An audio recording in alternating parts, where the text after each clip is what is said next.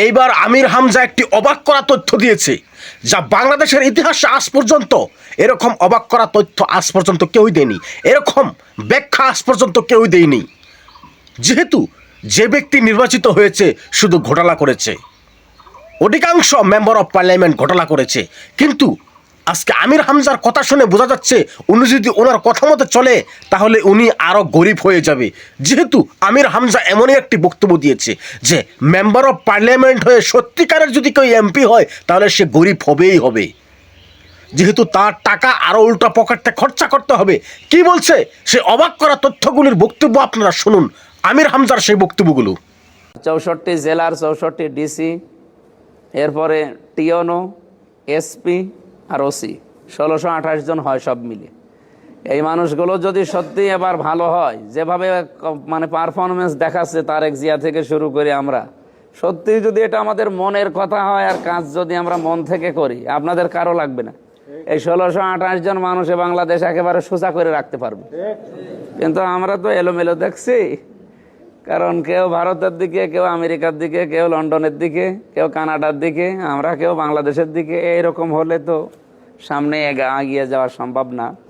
তারা মনে করছে আমি একেবারে সে রাজার খাজানা নিয়ে বসে আছি, ওরা আসবে 1000 টাকা করে 10 জনকে মনে করেন দিলাম, 4 জন না 5 জনকে দিয়েছিলাম।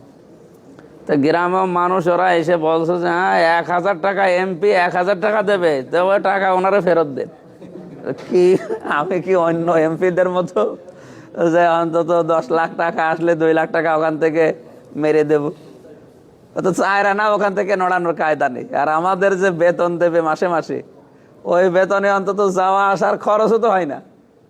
এমপিরা যদি সঠিকভাবে থাকে, তার যা আছে, আমি যা দেখে আসলাম এই 4 দিনের ট্রেনিংয়ে, ওর যেহেতু ঢাকায় যাওয়া আসা আমাদের গাড়ি নিয়ে করা লাগবে, অধিবেশন যেভাবে চলবে, যাওয়া আসা সব মিলিয়ে আমার মনে হয় এমপিদের যদি 2 তলা বাড়ি থাকে, 5 বছর পরে দেখবেন 1 তলা হয়ে যাবে, যদিও সঠিক থাকতে চায়।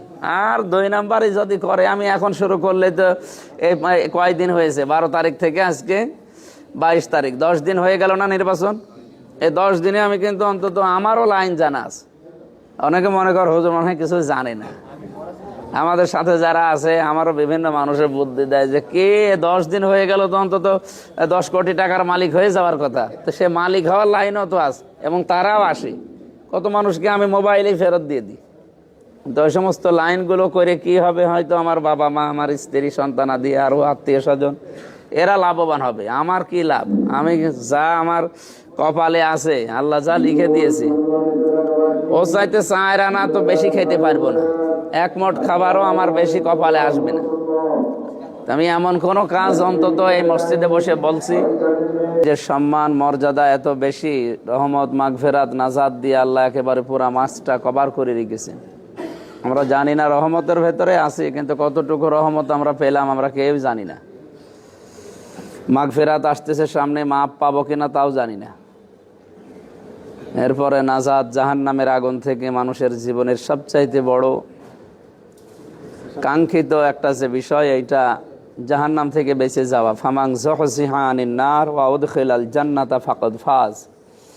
মানুষের জীবন তো সফল তার যে এমপি হয়ে গেছে আমির হামজার মতো, নাকি? মানুষের জীবন সফল ওইটা যাকে আল্লাহ জাহান্নাম থেকে বাঁচিয়ে জান্নাতি বলে ঘোষণা দিয়েছে। আজকে আমি ডিসি সাহেবের অফিসে ছিলাম, ডিসি সাহেবের নামাজ সবাইকে মসজিদে চলে যেতে বললো, আমরা 2 জন মনে করলাম জামাত করি। যারা ছিল ভেতরে তারা বলছে আপনি ডিসি, বিশাল ব্যাপার। ডিসি আর হামজা মানে এমপি সবই এক, আল্লাহর কাছে কি কোনো দাম আছে এই সমস্ত পদের?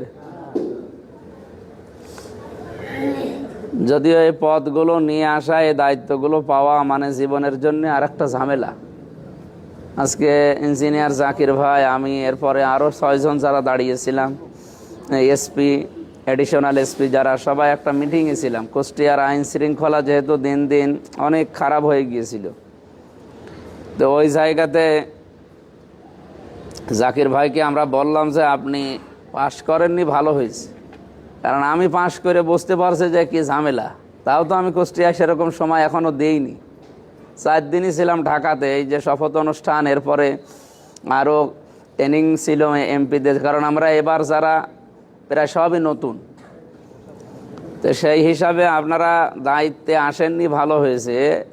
দায়িত্ব পালন করে হয়তো আমাদের আখেরাতের পুঁজি তৈরি করা, এই তাছাড়া আমাদের এই এমপি বলেন, উপজেলা চেয়ারম্যান, মেয়র, আরও সরকারি কর্মকর্তা যারা আল্লাহ রসুলে বিশ্বাস করে, যারা রোজার শিক্ষা নিতে চায়, তাদের কি কোনো মারিং কাটিংয়ের সিস্টেম আছে জীবনে? তে দায়িত্ব নিয়ে আমার তো আর দুনিয়াদার না।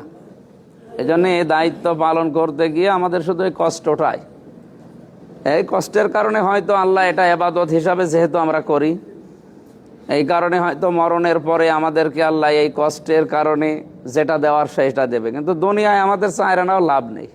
এই যে আজকে প্রায় 25-30 জন মানুষ আমার বাড়িতে প্রতিদিনই আসে যে আমার ক্যান্সার, আমার ছেলে লেখাপড়া করবে, এরকম বিভিন্ন। তোরা মনে করছে আমি একেবারে সে রাজার খাজানা নিয়ে বসে আছি, ওরা আসবে 1000 টাকা করে 10 জনকে মনে করেন দিলাম, 4 জন না 5 জনকে দিয়েছিলাম। তো গ্রামের মানুষ ওরা এসে বলছে যে হ্যাঁ 1000 টাকা এমপি 1000 টাকা দেবে, তো ওই টাকা ওনারা ফেরত দেন। কি আমি কি অন্য এমপিদের মতো যে অন্তত 10 লাখ টাকা আসলে 2 লাখ টাকা ওখান থেকে মেরে দেব? তো চায়রা না, ওখান থেকে নড়ানোর কায়দা নেই। আর আমাদের যে বেতন দেবে মাসে মাসে, ওই বেতনে অন্তত যাওয়া আসার খরচও তো হয় না। এমপিরা যদি সঠিকভাবে থাকে, তার যা আছে, আমি যা দেখে আসলাম এই 4 দিনের ট্রেনিংয়ে, ওর যেহেতু ঢাকায় যাওয়া আসা আমাদের গাড়ি নিয়ে করা লাগবে, অধিবেশন যেভাবে চলবে, যাওয়া আসা সব মিলিয়ে আমার মনে হয় এমপিদের যদি 2 তলা বাড়ি থাকে, 5 বছর পরে দেখবেন 1 তলা হয়ে যাবে, যদিও সঠিক থাকতে চায়। আর 2 নাম্বারে যদি করে, আমি এখন শুরু করলে তো এই কয়দিন হয়েছে, 12 তারিখ থেকে আজকে 22 তারিখ, 10 দিন হয়ে গেল না নির্বাচন। এই 10 দিনে আমি কিন্তু অন্তত আমারও লাইন জানা আছে। অনেকে মনে কর হুজুর মনে হয় কিছু জানে না। আমাদের সাথে যারা আছে, আমারও বিভিন্ন মানুষের বুদ্ধি দেয় যে কে 10 দিন হয়ে গেল তো অন্তত 10 কোটি টাকার মালিক হয়ে যাওয়ার কথা, তো সে মালিক হওয়ার লাইনও তো আছে, এবং তারাও আসে। কত মানুষকে আমি মোবাইলেই ফেরত দিয়ে দিই। তো ওই সমস্ত লাইনগুলো করে কি হবে, হয়তো আমার বাবা মা, আমার স্ত্রী, সন্তানাদি, আরও আত্মীয় স্বজন, এরা লাভবান হবে। আমার কি লাভ? আমি যা আমার কপালে আছে, আল্লাহ যা লিখে দিয়েছে, ও চাইতে 4 আনা তো বেশি খেতে পারবো না, 1 মুঠ খাবারও আমার বেশি কপালে আসবে না। আমি এমন কোনো কাজ অন্তত এই মসজিদে বসে বলছি যে রোজার যে শিক্ষাটা, রমজান মাস আসবে সবার জন্যে, কিন্তু সবাই রমজান মাস থেকে শিক্ষা নেবে না, আমরা যেন নিতে পারি।